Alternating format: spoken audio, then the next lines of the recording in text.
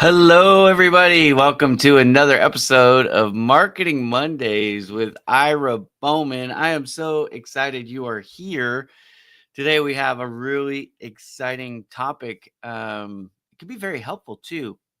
What we're going to cover today is post creation, content creation on social media.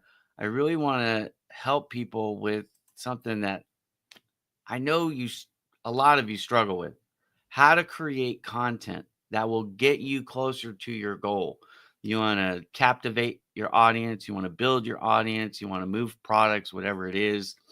You struggle with this concept of creating posts that get or gain attention and help you gain traffic and all those things. And today I'm going to let you peek behind the curtain.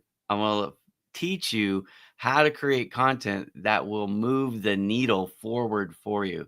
And I've got a lot of information to cover. I do have to keep this to 60 minutes. So if you have a question specifically relating to anything about creating content, whether that's, a text post, a video post, creating graphics, what tools to use, whatever the question might be, go ahead and put that in the question or here in the comments. I'm live on Facebook. I don't monitor comments on Facebook, by the way, live.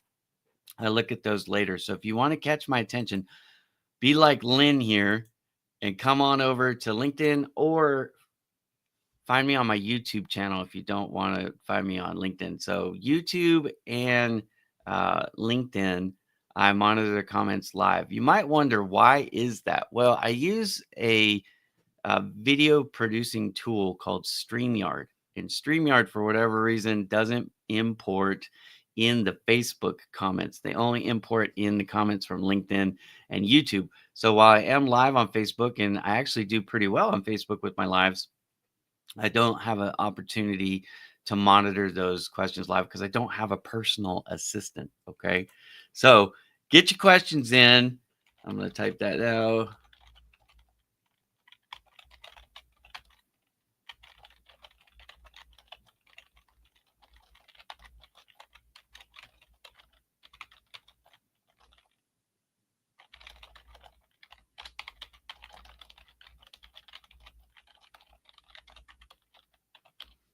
All right.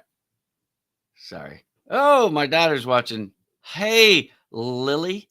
Lily. Oh, that's our thing. All right. She's embarrassed now. All right. So get your questions in on LinkedIn or I'm sorry, LinkedIn or YouTube here in the comments, and I will start answering them. But I'm going to go through it step by step today. Anyways, I'm going to go through a whole list of things. So get your questions in if you want to make sure that I specifically address your question or give you information on something that you're curious about. And I will answer them live on the show.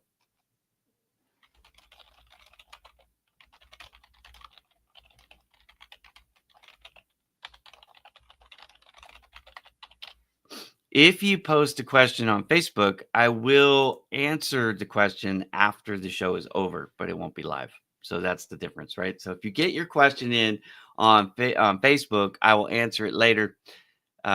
Full disclosure, I have to work a double shift today. So for those of you who don't know, I also work in the food service industry. I'm a waiter at a couple different places here locally in Southern California. So I have to work a lunch shift and a dinner shift tonight. So I probably won't answer those questions until late tonight. But I'm off tomorrow as well from my restaurant work. So I'll be doing Bowman digital media stuff all day tomorrow. So I'll get to the Facebook questions. If I don't get to them tonight, I'll definitely get to them tomorrow. But anyways, all right, enough about me.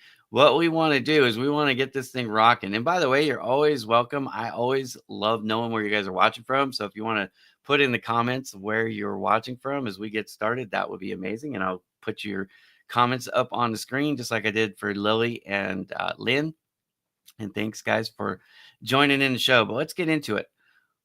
Social media. Most people want to be more well known. They want to be seen by more people. Okay. There's nothing wrong with that, frankly. There's this thing where sometimes people get it twisted, like, oh, you just want to be a celebrity or whatever. No, not necessarily. I don't want to be a celebrity. I'm not a celebrity. I have a lot of followers on a lot of channels, but it's not because I'm famous. Don't get it twisted. Ira Bowman can go out pretty much anywhere, and people don't know who I am. That's totally fine. Every once in a while, somebody recognizes me, and that's cool. We'll get to that too. Why they recognize me. We'll get to that. Hello. I don't want to butcher your name, but I do want to try and say it. Al Parslan. Al Parslan. I don't know if I'm saying that right. Probably not. I'm saying it too slow. But anyways, thank you for watching, and you're joining in from Turkey. How cool.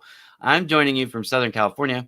I live just outside Los Angeles in the greater Los Angeles area in a town called Moreno Valley. We're in the Inland Empire. So I'm about an hour east of downtown Los Angeles, and I'm 90 minutes north of San Diego. Just for those of you who are curious, where the heck does Ira Bowman live?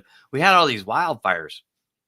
And actually, we can use that as an illustration later when I get to the graphics. I'm going to show you guys, or I'm going to talk about 3 different types of post setups. There's text only, and that can be very effective. There is graphics or photography work, so photos or graphics, and I use that a lot because I'm a professional photographer. And then there's the third type, which I don't use as much, but people really enjoy, is the video content. In fact, that's the kind of post that you're watching now. This is live video. There is a strategic reason why I do live videos. I'll tell it to you now. And that way you can consider it in your content creation strategy. One of the reasons why I use video content is because 80%, that's a lot. 80% of people online are searching specifically for video content. And long form videos are a great tool to have on your website. If you have a personal website or a business website, one of the things that you should consider adding, if you haven't already, is videos. So I have a page on Bowman Digital Media where you can go and find all of the Marketing Monday episodes. In fact, let me pull it up real quick. I didn't plan on sharing it every week. It seems like it comes back to my my website for something. This is my Aunt Becky. Hello, good morning. She's up in Northern California. Good morning. It's good to see you. And by the way, I just realized that's a Facebook comment. I guess StreamYard is updated, so now I get the Facebook comments here live too. Okay, so you can ask your question on Facebook, and I'll answer it live. There we go. So there we are. All right, let me share my screen real fast. I didn't set this up because I'm a horrible host. I do all this myself. So sorry, guys, that I'm not more organized or polished, as it were. But I'm a real person. So there you go. Hey, Aunt Becky's in the house, but now my cousin TW. TW is my brother from another mother. He's actually my cousin. But anyways, good morning, brother. How are you doing? All right. So I got family in the house. My daughter, my aunt, and my cousin are watching. My mom is normally watching too, but she's on a cruise. She's living the retired life right now. So she's in St. Andrews or somewhere down in the Caribbean having a good time. All right. So this is my website. This is my company website, Bowman Digital Media. If you want to find Marketing Mondays, go to the About section and then just drop down to Marketing Mondays. And then this will give you a bunch of different video content that I have in here. And the show's been, by the way, we're in our 4th year. 4 years of Marketing Mondays with Ira Bowman. What's the show about? It's all about marketing. It's free marketing tips. And I've covered the gamut of digital marketing over the last 4 years. But anyways, once again, just by way of reminder, go to bowmandigitalmedia.com and then hit the About tab and then drop down to the Marketing Mondays and you can see all the episodes. You can also go to my YouTube channel, which if you just go to YouTube and then type in Ira Bowman, it'll come up. And then go to Marketing Mondays and you can find the whole list. All right. But we have a variety of people watching. We got a 16-year-old girl watching, my daughter. We've got some people with a little bit more experience watching the show, right? Seasoning in life. We've got some people that are in their 40s that are watching, right? In the middle of their professional career. We've got people from other countries watching. Everybody has a social media account that's watching because this is only live on social media. So you have social media. So the odds of you wanting to get more visibility with your social media posts is really high if you're watching the show. And for those people who are watching that we know about, you're doing one thing correct already. What is it? The secret to building a social media profile of any kind starts with engagement. Most people think, yeah, isn't that funny? 4 years. It's crazy that it's been 4 years. I've been going live a lot longer. My aunt said something, but it didn't come up. It didn't come up. It came up blank. I don't know. I don't know what that was. But anyways, all right. So engagement. Why is engagement important? Well, let me just turn the tables on you for 1 second. Okay. And it's going to make a lot of sense. When you create any content, I don't care if it's you're telling a story. I don't care if you're sharing a joke. I don't care if you are trying to sell Girl Scout cookies, fundraise, whatever you're doing, right? What are you hoping for when you make that post? You're hoping that people engage with it, right? You want your likes, you want your shares, you really want your comments. And why do you do that? Well, for a couple of reasons. A, because you want to know that people see it. You want to know that it's not even necessarily people agree with you, because there are people who put the antithesis that they'll egg you on, right? They're trying to get your goat. Doesn't matter. If nobody responds, if nobody sees it, you go and you look at the views and the view count's like 50. You go, well, that didn't make an impact. It didn't really help me. True. That's true. Okay. Well, I can make an argument to that fact that it still can help you, but we're going to sidestep that side discussion for a minute, right? The point is, to be a successful social media post, you need to get engagement. Well, so does everybody else. And there is this prevailing mentality. The attitude is, I'm going to give what I get. This happens all over social media. Engagement from and to be seen by others. True. We didn't even get to that part yet, Lynn, but you're ahead of the curve here. All right. So, first off, if you ask me, Ira, how did you get 500,000 people on social media to follow you? And by the way, that's what I have. I have 500,000 followers. It's 500,000 people. It's a lot of people. How did I get so many followers? Well, a few ways. I have some tricks. I have some tricks that I'm not even going to share on the show today because they're like Ira top secret. But I'm letting you peek behind the curtain. I'm going to share a lot of my strategies with you today. Okay. But the number one thing I would say, number one, engagement will help everybody. So, how much engagement should you be doing? Like if you had a schedule, okay, of your time, and let's say you're going to be on social media for 1 hour block. So you blocked out your lunch hour, let's say from noon to 1 o'clock. I'm going to do social media. And Ira, I really want my social media post to perform well. You ready? Here we go. 80% of that hour should be engagement.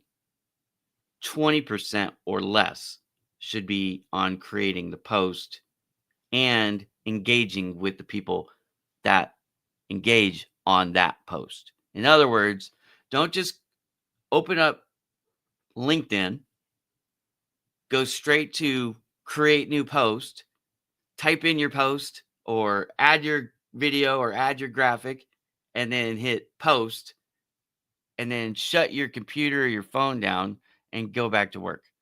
Why doesn't that work? Here's why. Social media is 100% a top of mind sport. Okay. It's top of mind. What does that mean?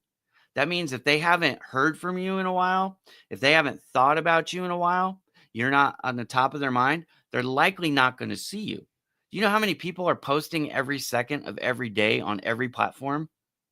It doesn't matter if we're talking about TikTok, YouTube, Facebook, X, LinkedIn, whatever. There are so many posts being put up every single day. You have a ton of competition, a ton. And every day that goes by, social media only gets bigger and bigger and bigger. It's not getting smaller. For all the people who thought social media was a fad, right? I don't know. Maybe back in 2008. But in 2025, social media has really become the primary source of the primary place where people go to get their source of information. I used to go to news, right? You go to the newspaper, magazine, go to the TV, watch news, read news. That's how we got our news. Then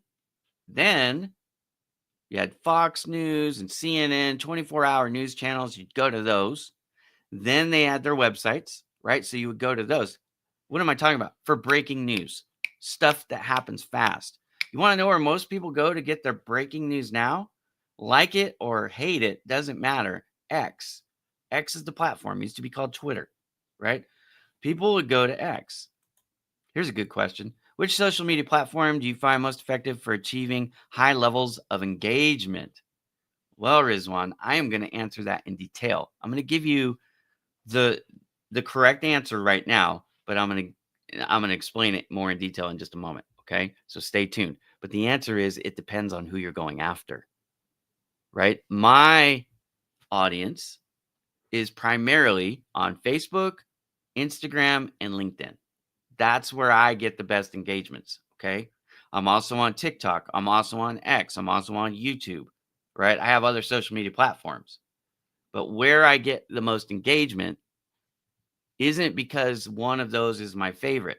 In fact, I really don't like Facebook at all. Okay?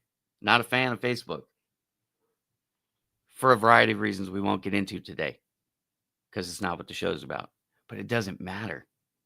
My personal feelings about a platform are not figured into the equation of which ones I spend the most time on. And here's why. Because I don't create social media content for me. I create it to reach my audience. And I have a very specific audience that I'm going after. Who, pray tell, is that, Ira? Let me answer. Small business owners, most of which are somewhere between 30 and 60 years old. And because there's such a gap in the age, Facebook has a lot of the older folks that I'm looking for. Okay. LinkedIn has a lot of the older folks I'm looking for, but Instagram has a lot of the 30-year-olds I'm looking for. Small business owners. They don't have a website yet. That's good for me because I want to create it for them. They don't know how to do social media. They don't like social media. They're too busy for social media. Great. They're on these different platforms. And guess what? My strategy on each one is different, except for this part right here, engagement. Before I create a post, I will go and spend time engaging. Why? Because every person that sees the comment, whether it's the content creator or the other people that are engaging in that post, to Lynn's point, again, she's ahead of the curve. Engagement from and to be seen by others. The person that created the post is not the only person who's going to see that comment. You can add a lot of value by going to your favorite influencers. Come over to my posts if you want people to see your posts. I have a lot of followers. But there are people on social media who have way more than me. Way more, right?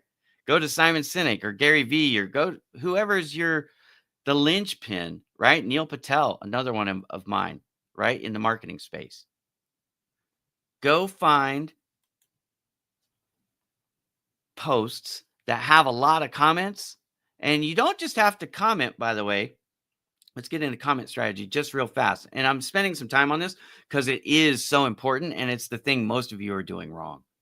You're creating wonderful posts, great posts. Your setup's already pretty much good to go. I'm going to help you tighten it up today. But if you're not engaging, that's the reason your posts are failing. It isn't because they suck. It isn't because they're not interesting. It isn't because people wouldn't be interested in it if they saw it. They're not seeing it. Why are they not seeing it? Because they don't know you.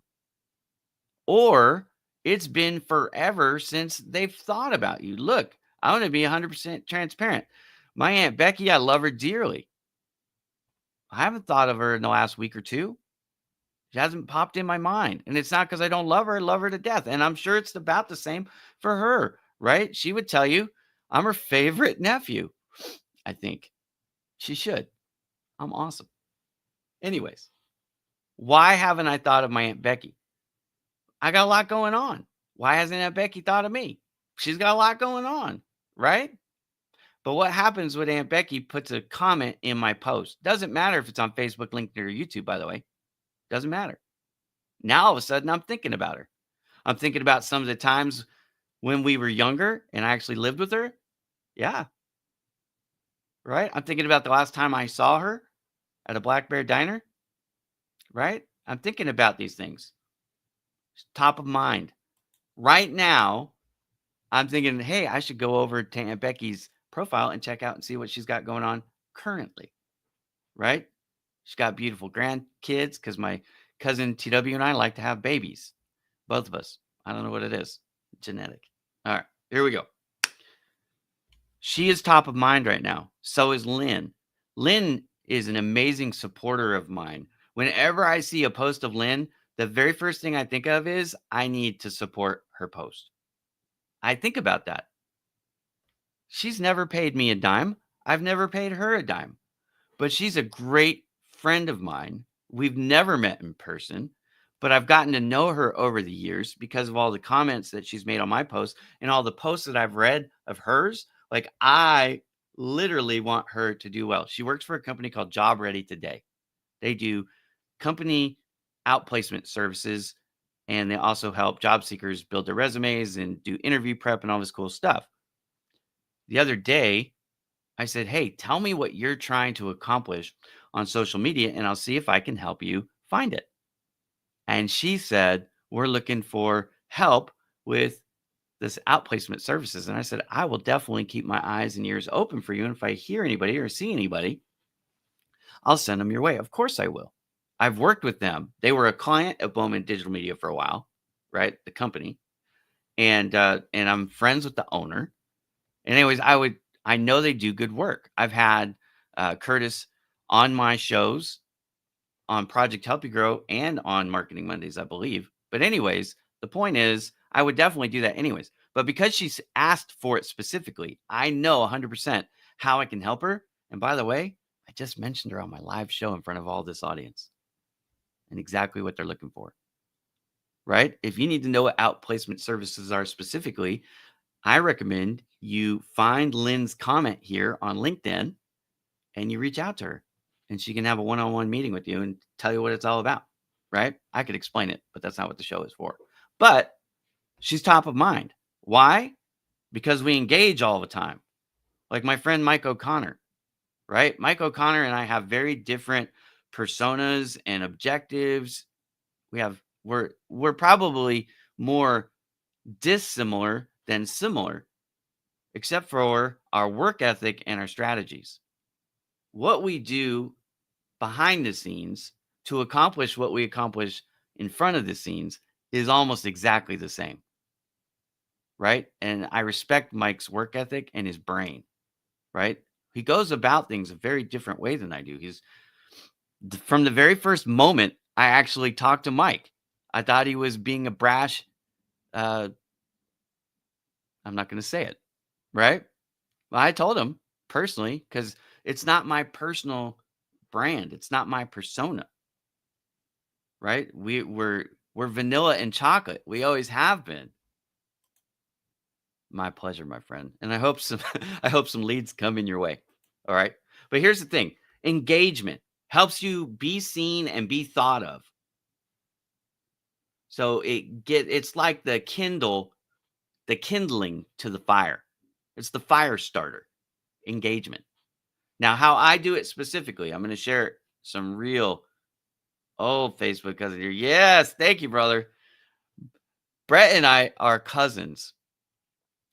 The McIntyre side is my dad's side of the family, by the way. So shout out to all the Kansas City folks out there, even though I'm a diehard Raider fan and I hope Philadelphia wins the Super Bowl. There you go, guys. I'm going to start some family drama there. Half my family roots for the Kansas City Chiefs. The smarter half doesn't. All right. Why is my logo silver and black? I'll let you figure it out. Go Raiders. All right. Here's my strategy though on engagement. Okay. So I'm setting up that hour. I said 80%. That's 40 minutes of the hour. 40 minutes I'm going to be doing engagement. Okay. But I actually am not going to do 40 minutes and then post. Here's what I'm going to do. I'm going to do about 25 to 30 minutes of engaging on one platform, by the way, whichever platform I'm going to post on. Now, if I'm going to post on all three, I'm going to pick my primary, like, okay, I've got this topic. And I did this the other day. In fact, this is what started the conversation. Let me see if I can find that post real fast. No, I don't want to take the time because I can't chew bubble gum and walk at the same time here. Here we go. I'm going to figure out if I'm on now. Remember, I said Facebook, Instagram, and LinkedIn. Those are my three primary social media accounts for the audience that I'm going after, which again, I'm going to get to in a second. Okay. Why it's important. I'm going to pick which one I think the post that I've got in my mind is going to perform the best in. And I'm going to chum the waters, if you will, with engagement for 25 to 30 minutes before I post on that one. Now, I never use any content schedulers. It's not that content scheduling, like preparing a social media post in advance, is bad. That's not bad at all. But I don't allow any, I'm not going to even name them. But there is so many people out there, they're utilizing AI software or some third-party service to schedule up their content and serve it. They're not even online. It's a huge mistake. Do not do that. If you don't have time for social media, then don't do social media until you have time. You have to schedule it in your day. Make an hour block or a half hour block. Again, if you go half hour block, the same 80% rule applies. So instead of 40 minutes, you're going to do 20 minutes. 20 minutes of engaging, 5 minutes of making the post and posting it, and then spend the rest of the time commenting on the people who engage with your post, and then go back and chum the waters more with more comments. So I'm about to get into that part for the hour. Okay. So I'm going to take 25 minutes to 30 minutes. I'm going to just make posts.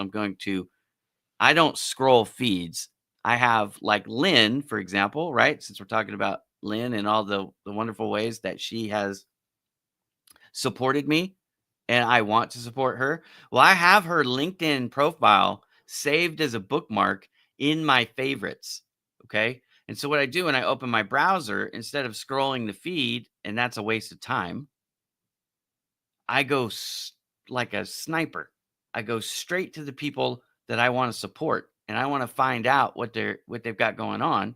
And I go to their latest post, I read it, and then I make a comment. And I don't just say, "Great post, buddy. Good job. How's the weather doing?" I add a value added comment. Why? Because value added comments are much better at garnering a response, especially if you ask a question. And if you're going to ask a question, try to make it an open-ended question, not a yes, no, right? Because that doesn't start a conversation. If you see Mike O'Connor and I go back and forth, and Lynn and I do this too. She'll comment on one of my posts. I'll respond. She'll respond. I'll respond. Why do we do that? The reason why we do that is because the longer the string gets, okay, the longer the string gets, the higher the chance is that you will become what's called the featured comment. It's the one that when people are scrolling and they see the post, usually they show one or two comments below the post. Have you ever noticed that? It's not the newest one that they show. It's the featured. It's the one that they think is the most interesting. And they don't judge it based on the merit of the words you use. They judge it based on the merit of how many reactions that comment got, how many responses that comment got, especially if the author responds, you get extra points. It's all algorithm. It's like formula that they've created saying if this, then that, and everything's weighted. So if you make a comment and you get 4 other people to respond to the comment in the comment section, then your odds of being the featured or the primary comment that they show as people scroll increases. Okay. Now, if you go to a larger account, again, I mentioned some that I follow, like Simon Sinek, Gary Vee, Neil Patel. Okay. So if I go to one of those posts and I make a comment and I get 4 responses, I probably won't be the featured because the winner there is going to have maybe, 50 to 100 responses on a comment. So the size of the account and the activity on their posts makes a difference here. But the point is, you want to be seen by as many people as possible, the author and their following.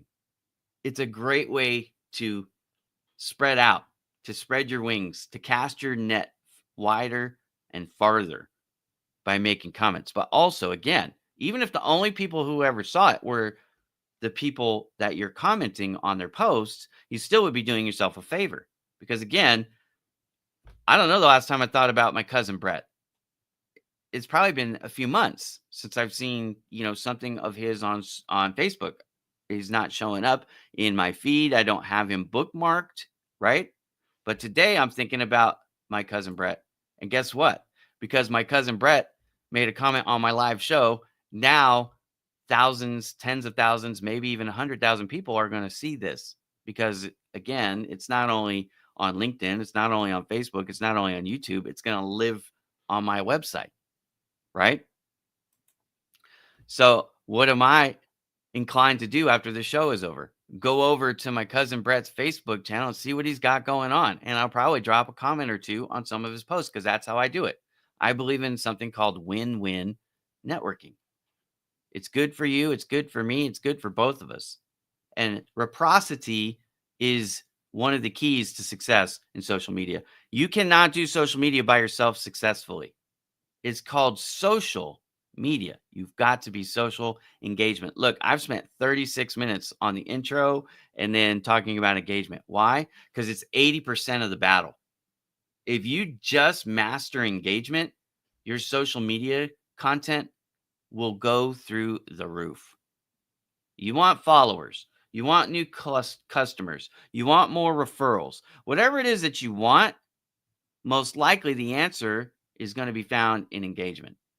Okay, we've spent enough time on engagement. I have hopefully have drilled it in.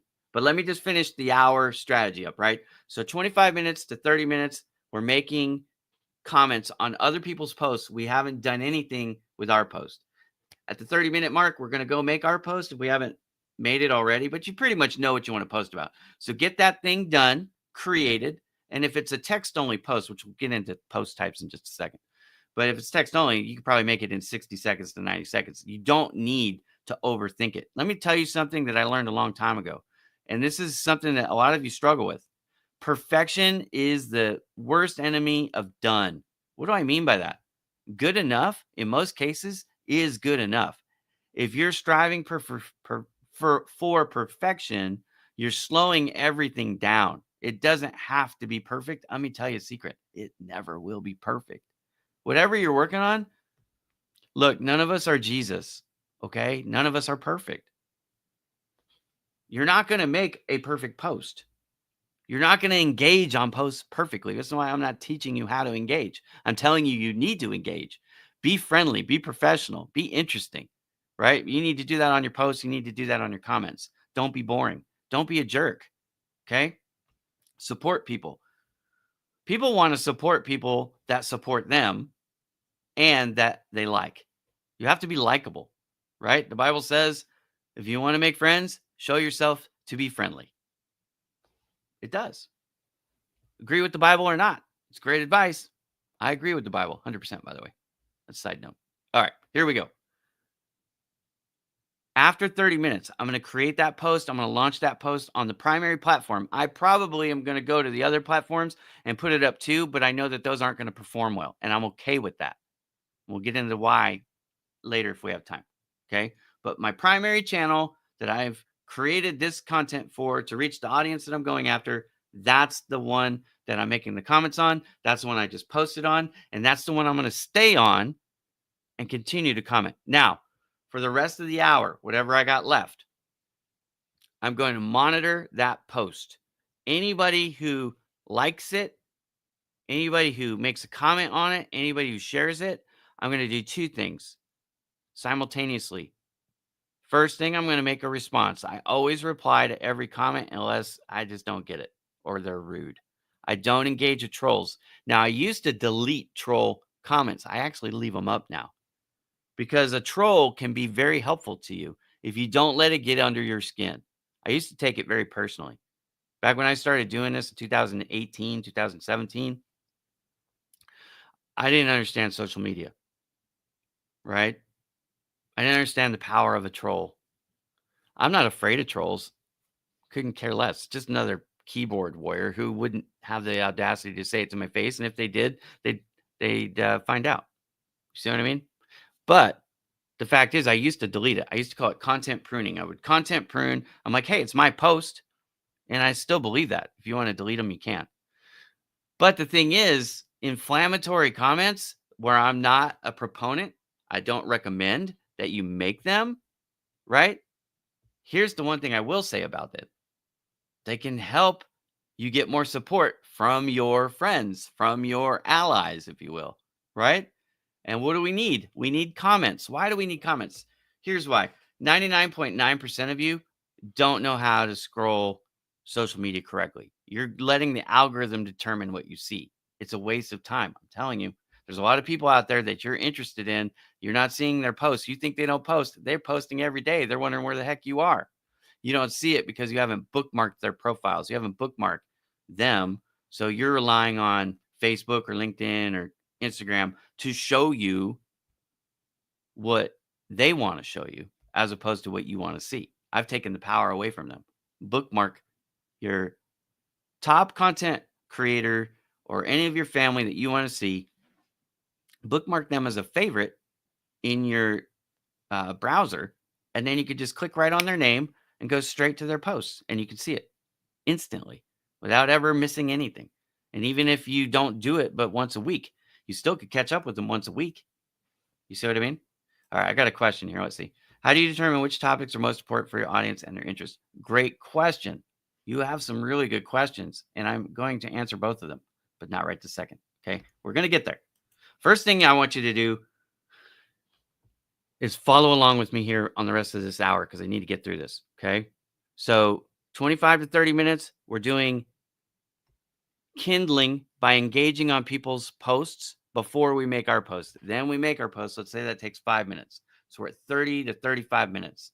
The rest of the time, I'm responding to any activity that happens on that post. And I'm also continuing to go out and engage on more people's posts because what do you do? What should you do? If somebody comments on one of your posts, the social etiquette of what you should do is go to their latest post, read it, and comment. That's being a good social media partner. A lot of people will do it. A lot of people will not do it. It's about, I don't know, probably 25% to 30% of the people will do that. But it's enough people that it's worth doing it. You see what I mean? Because imagine how many comments. Let's say you could only do one a minute. If you read a post and made a comment for 25 minutes straight, that'd be 25 comments or 30 comments if you took 30 minutes, right? Now imagine your next post, you get an extra 25 to 30 responses. For a lot of you, maybe all of you, that'd be more than you ever get. And you can have it for free right now just by changing your engagement strategy. Now, imagine somebody who will come and play with you as well as Lynn plays with me and I play with her, right? Imagine having that kind of support. How you get it is through consistency, okay? So once you get this engagement strategy down and you do it consistently, day over day, week over week, month over month, year over year, Lynn and I have been engaging with each other for years, Get 50 of those, get 100 of those. You won't ever struggle for posts to perform well. So before you worrying about your target topic, you've got to build your community, right? You've got all of the social media platform at large, but most of them will never see anything that you create because you don't have a large enough following.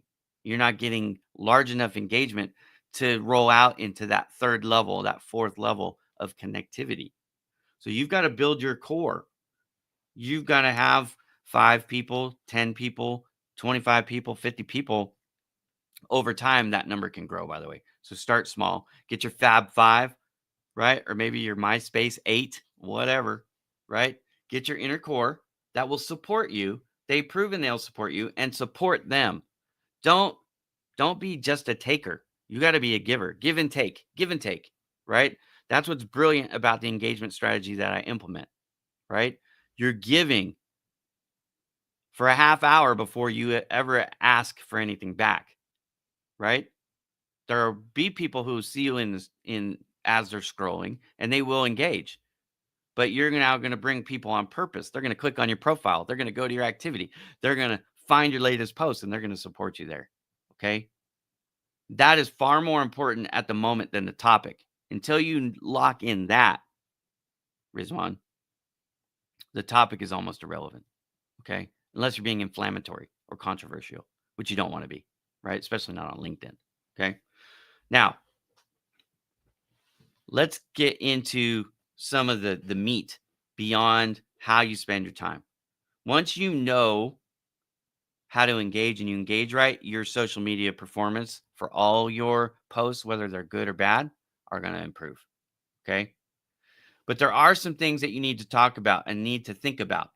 The first thing is there are 4 kinds of posts that you can create. Really, you're welcome. So here's part of the answer, Rizwan. I'm gonna start basic and kind of funnel it down for you. Okay. So there really are 4 post types that you can create. There is a news of any kind, right? There's entertainment. There's something with a call to action, and there's something storytelling. Those are your 4 basic things. Now, can you put a call to action in any post type? You absolutely can. Okay. But sometimes it's just like, okay, I have a client, uh, Proto Tax Services, and it's tax season. And guess what they do? They do tax preparation. Call to action stuff right now is important. Like, hey, make sure that you're gathering all your documents, right? You need it. You got to have all your documents before you can go get your taxes done, right? Maybe a call to action is don't risk being audited by preparing your taxes yourself.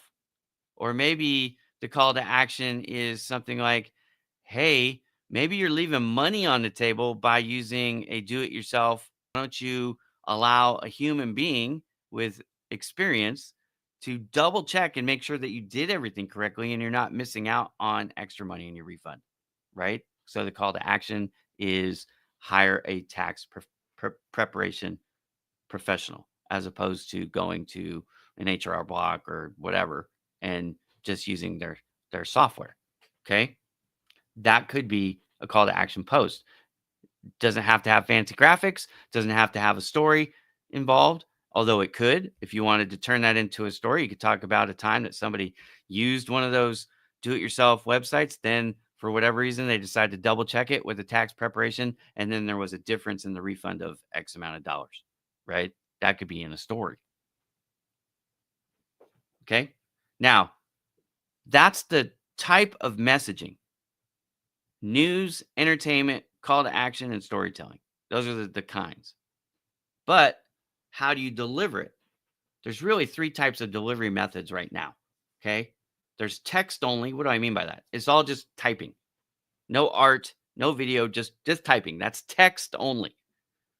And don't be afraid to do some text only posts. We're going to talk about how to test that in a second and why you need to do it in a second. All right. Text only posts. Then there are your photo or your graphics. So this is where, me being a photographer, right? I'm taking pictures all the time. Okay. I share pictures primarily on Instagram, but Also on Facebook, also on Threads, also on Twitter or X, right? I'm sharing them, LinkedIn too. I share pictures all the time. But what I do with the photos and how I use them and set up the post depends on the primary platform that I'm using. Okay. Then there's video, like this one that you're watching. But this is a live video. There's other types of videos too. A lot of them, like if you're on TikTok, they're not published. You just grab your phone, right? Grab your phone, you hold it like this, and you make 60 seconds, 3 minutes, 10 minutes, whatever you're gonna do, right? And you talk about something. You don't have to have a fancy backdrop like I do. You don't have to have all these lights and I mean, I've got lights everywhere. I counted them one time. I've got 35 lights that I can turn on or off. It's crazy, right? You don't have to have sound padding. In fact, I'm going to tell you one of my strategies for TikTok has been less filtering, less editing, less polishing, if you will. There's something about TikTok with authenticity, right? People want to see the real you in your real environment and, so you might find me in my kitchen. You might find me on my couch. You might find me here. I might be outside. The other day, well, it's been a couple weeks now. I was on one of my walks. You guys know that I walk a lot, right? So I was out on one of my walks and I was looking at my phone. In fact, I was watching TikTok and I was at the junior college. It's not too far away from here. And I ran into I walked into a parked bicycle. And I thought it was kind of funny. So you know what I did? I just did a little loop and I walked back right till I was almost at the bike again. I started TikTok and I said, "Have you ever been on a walk and walked into a parked bicycle?" Me neither. Then I tilted the screen and I showed people the bike that I ran into. Right? The post did fine. Pretty good post. Funny, right? But video. Now I didn't post that on all the social media platforms. I picked a couple of them, I think. I think I did that on Facebook and TikTok. I don't think I did it on Instagram or LinkedIn. Right? And I have my reasons. Okay. So those are the different types of posts that you can create. But here's a couple things that you want to keep in mind no matter what you're doing. Most people cannot follow a conversation that's complex. They don't have the bandwidth, the attention span for it anymore, right? So you got to have like one topic and you got to deliver it kind of fast, right? Even if you're going to break down something like I am here, that is complex and it's going to take an hour. And we haven't even gotten into all of the stuff yet. I might have to come back and do part 2 on this. Okay. You want to use the title, the very first thing as the attention grabber. Like imagine you worked at an e-magazine or a magazine or a newspaper, however you want to think about it. You're publishing a blog. What's the title? The title is the main point that you're trying to make or the attention grabber. Like how to improve your social media content, post content creation strategy, right? Like that's the title of this episode.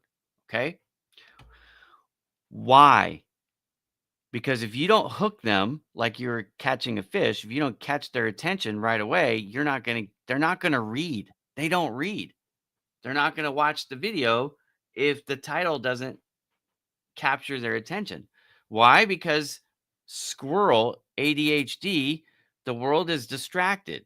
You've got to catch them right away. Look, I've already noticed I'm 50 minutes in and the amount of people commenting gone way down. Is what I'm saying less interesting? No, it's not. But people have fatigue.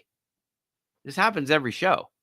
You got to get the most important stuff out in the beginning. That's why I led with engagement, because it's the thing that'll change most people's success rate, even if they don't know any of this other stuff that I'm giving away for free, which is also gold, right?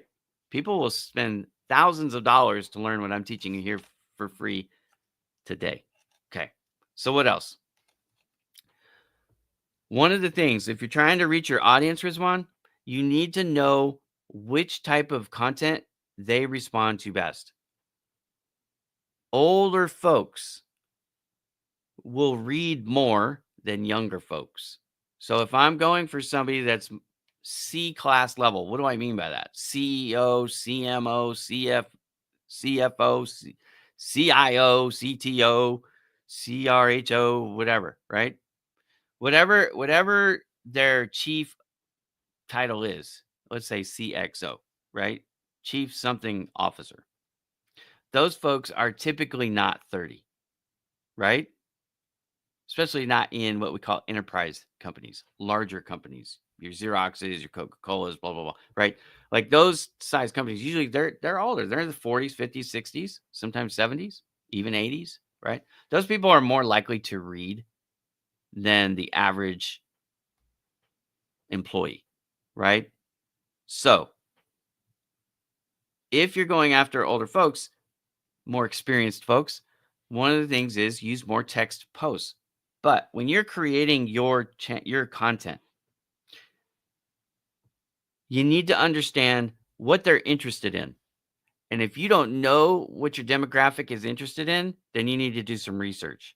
And you might want to take some of that hour and go over to ChatGPT, go over to Google, go over to Gemini, which is Google's ChatGPT version of Google has a version of ChatGPT open source AI called Gemini. Okay. Let me show you what it looks like real quick. I'll show you how to do this. Okay. And I'm going to stick around just a little bit longer. We're going to go into bonus time, but not too much because I got to get ready for my other job. All right. So, oh, by the way, I did something on Gemini earlier today, and I'm like, hey, what do you think? What are some tips for making good social media content? I just wanted to see what they came up with. They got a lot of it right, but what they missed was engagement. They didn't talk about engagement here at all. And anyways, engagement is super important. But this is a really good list, by the way. So if you want to get this list, go over to Gemini and ask the same question, and you will get, I'm assuming, the same answer. But let's say that my demographic is somewhere between 40 and 50.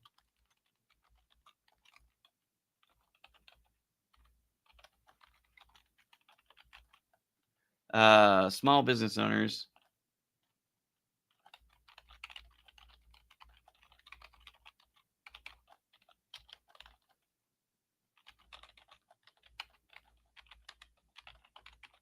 Okay. So I asked the question, what are 40 to 50-year-old small business owners interested in right now on social media? And let's just see what these guys have to say.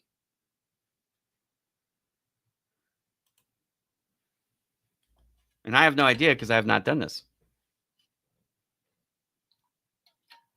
Here you go.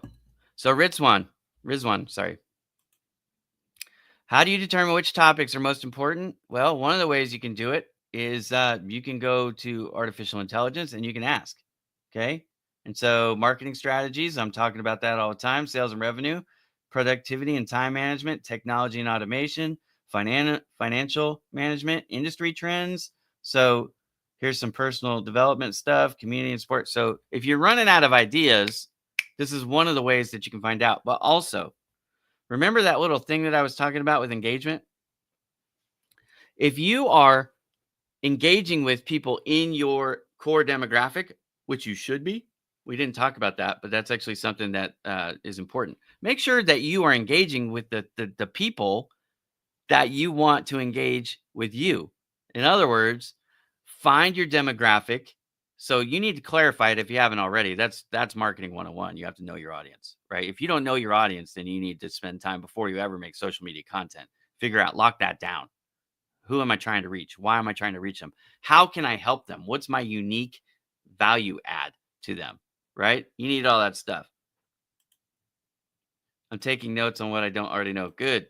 Hopefully some of this is helpful now. Okay. So you're engaging with your audience. You won't have to ask what they're interested in when you're engaging with what they are posting on and what they're commenting on, right? Because you're going to see it. It's all over the place. If you were to scour my Instagram, my feed, and just scroll through, you know what you're going to see? You're going to see a whole bunch of Raiders stuff, and a lot of Luka Doncic and Anthony Davis trade stuff. That's what's on my Instagram feed this morning. You know why? Because when I'm on Instagram and I'm just having fun, I'm looking at Raiders stuff and I'm looking at Lakers stuff. So if you're finding what I'm commenting on, what I'm liking, you're going to notice that. So you want to reach me with content, post something interesting about the Raiders, right?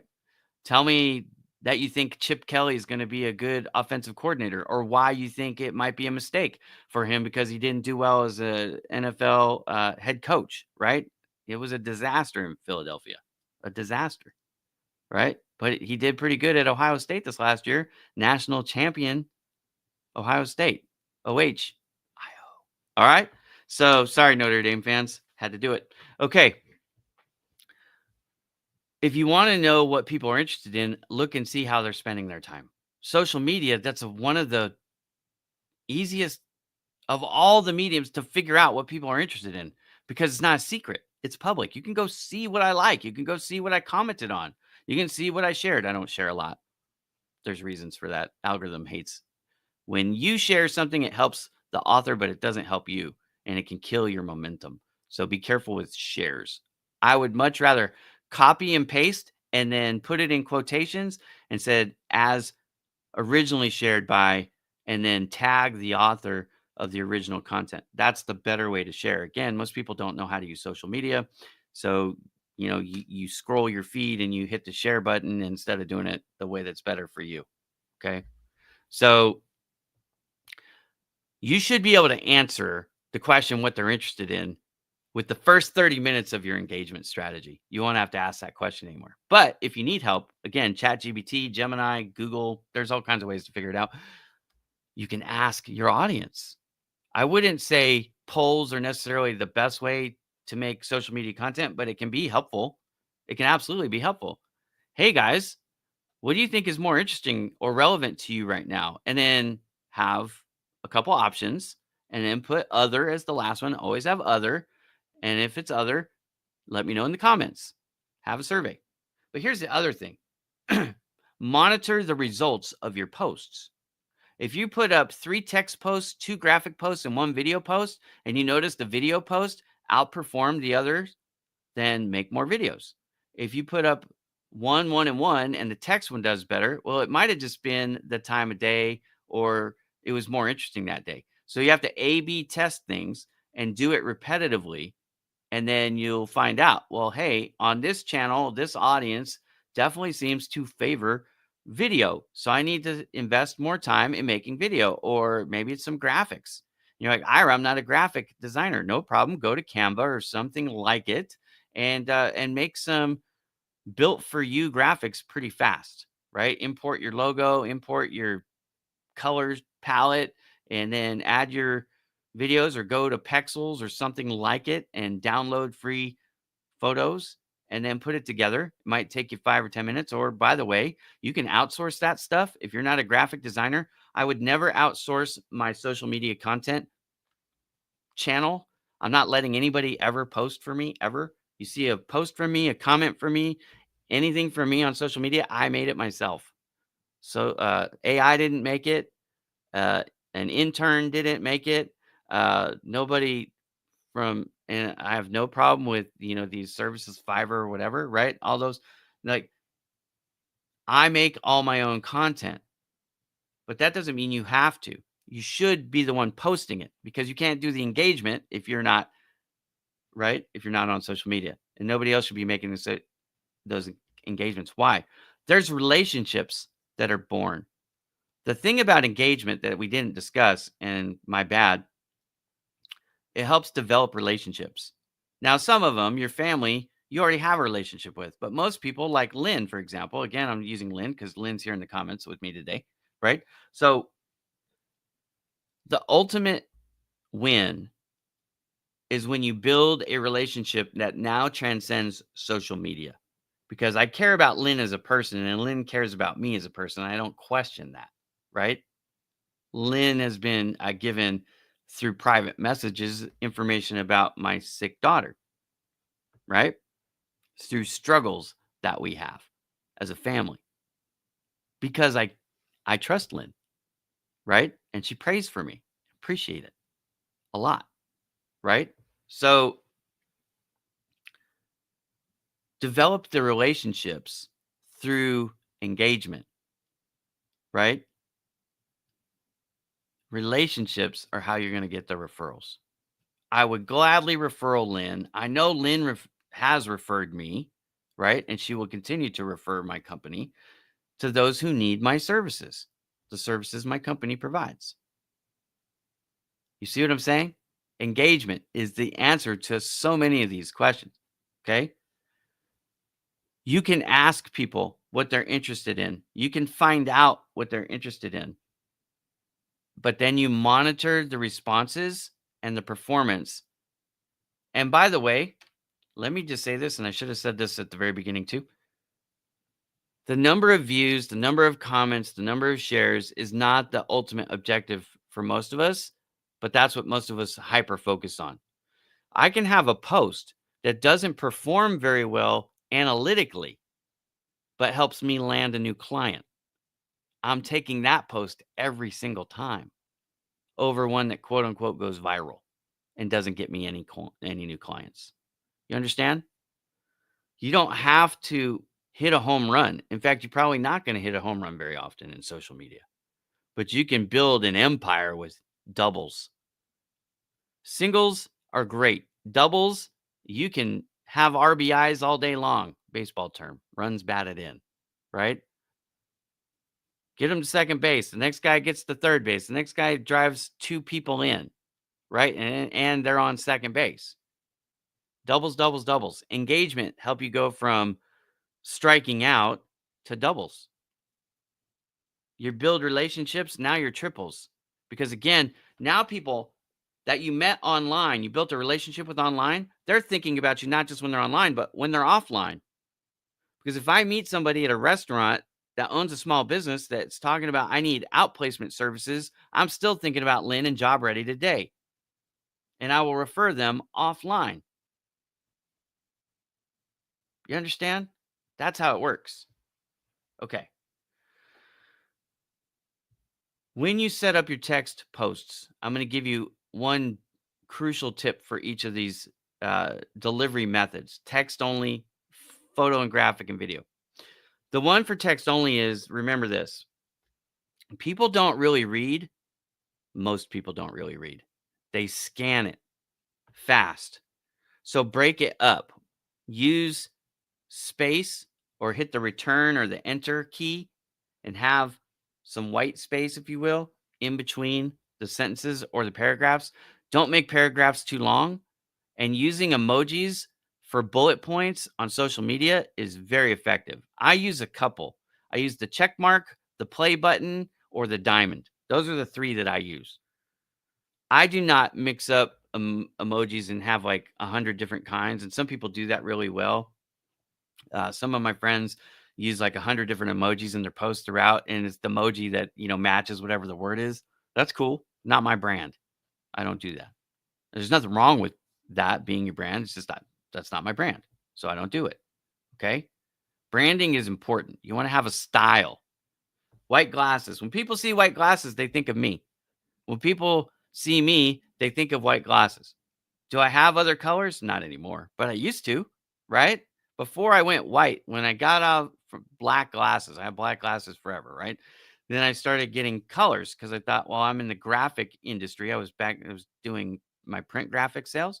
And so I thought, hey, I'm a color graphic sales rep. I should have color glasses so I stand out. People think color, they think of me. Right. And then I started doing Project Help You Grow. And I don't know, I got a pair of white glasses somewhere along the way. And all of a sudden, I had this poll, and red's my favorite color, by the way. So I thought people would like my red glasses because I liked my red glasses the best. I like the color red.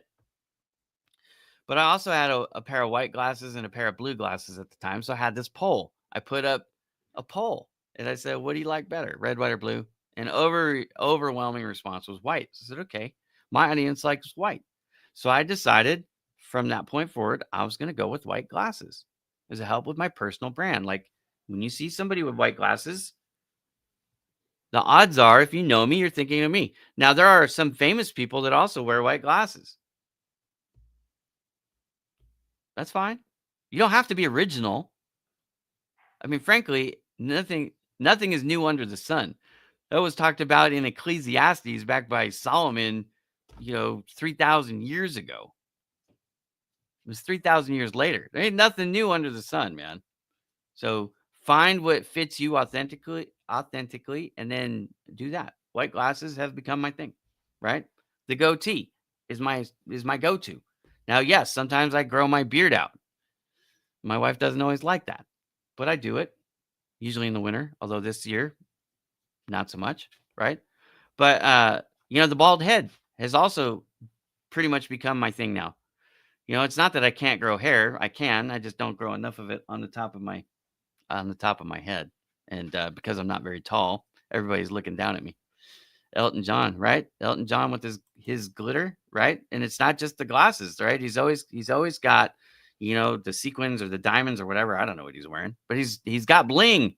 Great example. And they're almost always sunglasses too, right? I think so. Anyways, right? Stevie Wonder in the sunglasses for sure, right? There are people that's their thing. Michael Jackson had the glove and the leather jacket, right? I'm showing my age now. But anyways, there you go. Branding. It's important. Okay. So text only, when you do the text only, have a format. Make sure the format is in bite-sized chunks. That's the goal. Use the hook or the heading at the top to tell them what it's about. Make it attention grabbing, and then don't have a long 300 word post without any separation. Like if your paragraphs are set up in 8 sentences or more, is way too much. Split those up in half. My paragraphs on most social media posts are at most 3 sentences. At most. I break it up because I know nobody's going to read it. They're just not. So make good use of it. All right. Photos or graphics. This is where branding comes in to play really big for me. If you notice, when I post graphics on social media, I always have my photo by Ira Bowman, which includes on the O my Bowman Digital Media logo, right? It says photo by Ira Bowman. If you've never understood what is it saying there, it's like a cursive font, and it says by Ira Bowman. It's not my handwriting. I don't put my signature like that on social media for a reason. I don't want people to forge my signature. There's a lot of photographers out there who have their signature on stuff, and I'm like, that is not sound for fraud, right? I could sign it and post. Trust me, I'm a graphic designer. I could put my signature on every one of everything I ever do, but I don't think that's smart because I don't want somebody to take my signature digitally and then adhere it to something I never saw and sign me up for something I don't know about. You see what I mean? So I have photo by Ira Bowman. That's my signature for my photos. And by the way, because I am a photographer, 99.9% of any graphics or photos you ever see, I created them. I took the photo or I designed the art. I don't use a lot of stock photos. I do occasionally for stuff, especially for clients, right? It's not going to have my branding on it, it's going to have theirs. Then I'll use stock photos. But for my stuff that I post, I took the photo, but I brand it. So that's the big key, branding. You're creating a tone or setting a message, and you're using your images to do it. Now, that's only important if you're a photographer or graphic artist. Okay. Most of you are not, and that's okay. So have your thing, but add your logo to it. It doesn't matter if you pulled a meme off of and you're going to share it. Go into Canva or Photoshop or whatever tool that you have and add your branding to it. Change the size, change the color, make something a little different, add a hatch pattern on the top. I mean, there's so many ways to make it a little bit unique, but make sure you add your branding. So when people share it, they're sharing your brand. They're thinking about you, top of mind. Remember, that's the goal. We engage to become top of mind. It helps us build the relationships, but also then it's bringing people back to you, right? Photo by Ira Bowman. When clients pay me for photography work, a lot of them want me to watermark it with my brand, and I love it. I'm like, yes, because then anybody who sees it knows it's my photo. Now, if they want it without it, of course, they paid me, so they can have it without the watermark. But when I share it on social media, when I share it on my website, When I share it in a newsletter or an email, it's going out with the watermark. Of course it is, right? They get more exposure. I get some exposure. It's a win-win. It's a win for everybody. Okay. So branding your graphics or your photos is very important because it'll help establish who you are and your reputation and bring people to you over time. With videos, the number one thing with videos, there's a couple things with videos, but probably the most important thing is your thumbnail. Okay. What is the thumbnail? That's the image that people see when they're scrolling or you're on a website or whatever, and you see the little play button on top of it. The image behind that, that's what we call the thumbnail. You need to take some time to create a good thumbnail because the thumbnail, if it's not interesting, will likely your video won't get played very much, despite the topic, despite the platform. Take some time and create a good thumbnail. The other thing that could be a close second, a lot of people watch videos on on their phones, especially when they're at work. They have the sound off. So second to the thumbnail would be make sure you have closed captions. Now, videos like this for me when I'm live, the platforms auto generate the closed caption for you, which is awesome. But your short form videos, usually you're not getting that help. So get your script and go to like an Otter AI or something like that. You import the video and it transcribes it for you. And then you have to go just double check and make sure that it didn't, I have a problem you probably have noticed. I mumble a little bit and slur my speech a little bit. I don't know. It's just the way I talk. Okay. I also talk slowly, my mom says. Right. But you can play the video faster if you want, right? Speed it up. That's up to you. Okay. But if the closed caption has words, especially if they're egregious mistakes, right? You got to be really careful. Sometimes it takes the word that you said and changes it to another word, and that's can be offensive. You got to be careful because it's your video now, right? So make sure you're double checking. But closed captioning can help increase your video plays by a lot. So there you go. Video tip: master the thumbnail. If you don't know what I'm talking about, just go to any of these websites and scroll and see what other people are doing. You don't have to invent the wheel, right? It's already been invented. Find a style that fits your brand, figure out how you're going to get created. If you don't have the time or the talent to create them, that's when you go to one of these Fiverr type websites, find yourself somebody, you know, who will do it for $5 or $10 and pay them to do it. They win because they get more business. You win because you didn't have to figure out how to create a thumbnail. And when you load it up and you use the thumbnail, a lot more people are going to engage on that video. You see what I'm saying? You're not Ira Bowman. You don't have to do it the way Ira Bowman does it. But you would be wise to follow my strategy if you want to build social media. Why? Because I've proven, not just on LinkedIn, not just on Instagram, not just on YouTube, I have a lot of followers on a lot of platforms. It's not a mistake. It's not an accident. If I lost all my accounts, I could rebuild them from scratch. I absolutely could. I could do more. I actually was just having this conversation with my kids on the way to church on Sunday morning. I could have millions of followers if I wanted to. The reason why I don't is because there are things that go against my personal beliefs, my personal standards, and I refuse to do them. And that there's an opportunity cost that comes with that in the form of follower count, and I'm okay with that. I'm absolutely okay with it, right? Because me following my personal standards and my beliefs is more important than the number of followers that I have for me. For me. And yes, that does cost me sales in my business. I'm okay with that too. 100%. Right? Because when I hit the pillow at night, my wife will tell you I fall asleep pretty darn fast and I sleep pretty well. Right? I'm not up at night tossing and turning, worried about the decisions I made. I make the decisions with the information that I have available at the time, and I live with the consequences for better or for worse. All right. Another thing that you need to do, and we've talked about this a little bit already, but as you're posting, so it's called content stacking. You make posts, you make more posts, you're viewing the analytics.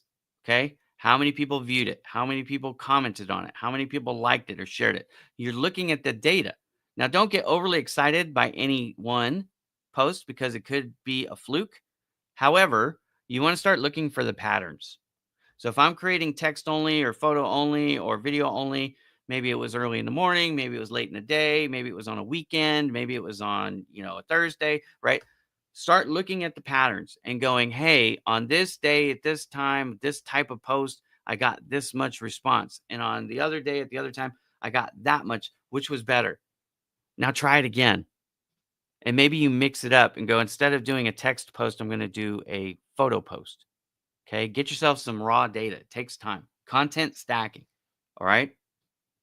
Review the data and you start to figure out, because how do you know that you don't have an audience on Facebook if you never post there?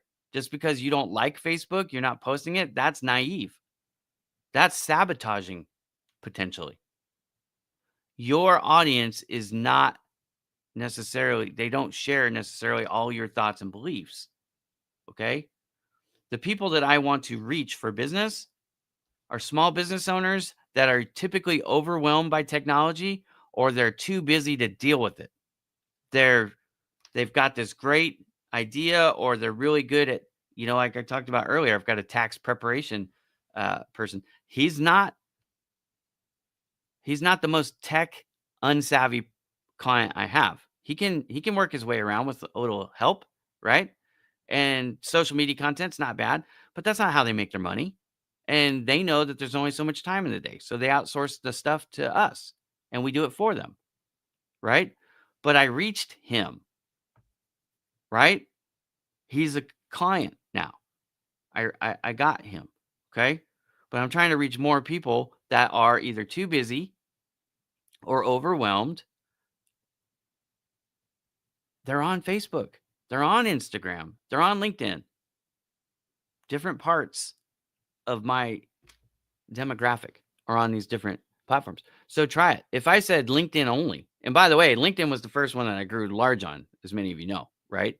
So I broke 100,000 followers on LinkedIn in 2018 or February 2019, I think, right? Anyways, somewhere in there, 2018, 2019. I'm bad with dates. That's my wife. She can tell you all the dates. All right. So at the time, I don't even think I had an Instagram account, and my Facebook friend count, I think at the time was like 1,000. It's not much more than that now, honestly. I don't have a lot of Facebook friends. Okay.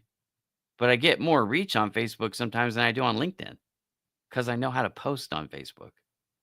You see what I mean? I've taken the time to learn and I've applied these strategies. So find your platforms that fit your demographic, not you, unless you are your demographic, which that could be. It's probably rare though, right? Why would somebody peer to peer hire their peer? Doesn't make sense. You're going after people that aren't your peers. They're your prospects. All right. So figure out where they are, what they're interested in. Again, if you don't know, go ask Google, go ask ChatGPT, Gemini, scroll your feed, engage, you'll find it out, right? Okay. Did I cover everything in my notes? I did. It only took me an extra 22 minutes. Okay. Thank you, everybody, for watching this show. I might do some follow-ups. If you have questions that I didn't get to today, or you want to see specific examples, we can do a part 2 of this next week.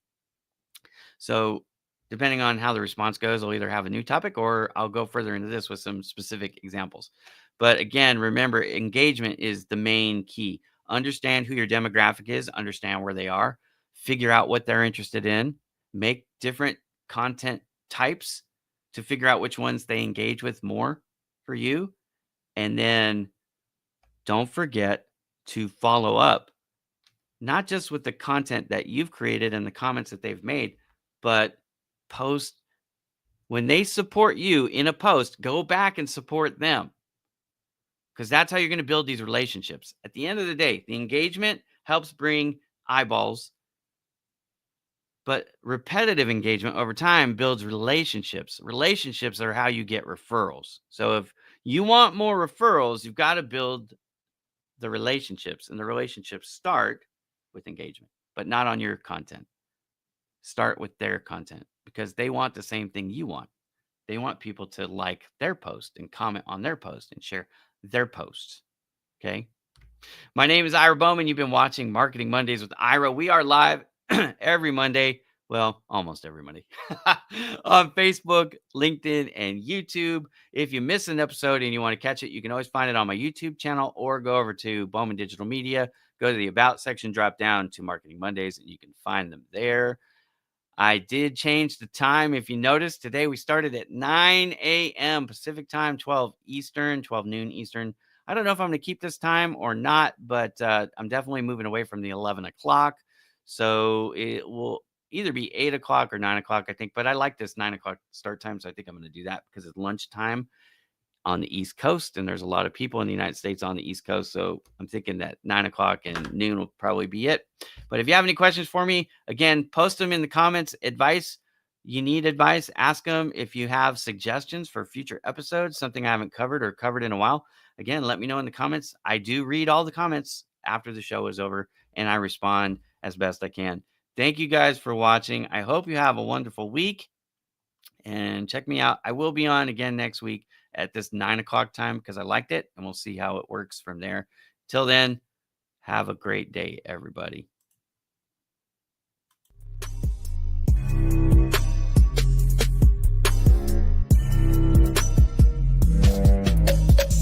BowmanDigitalMedia.com